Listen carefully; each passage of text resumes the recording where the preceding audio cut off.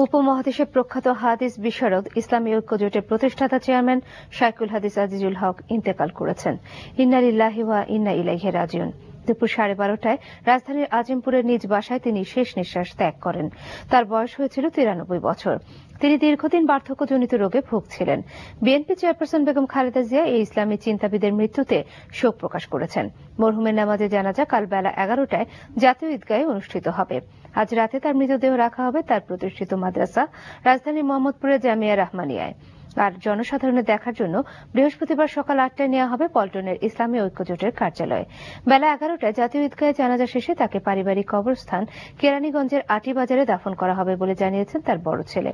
দেশের শীর্ষ আলেমের জন্ম 1919 সালে মুন্সিগঞ্জের লৌহজঙ্গে।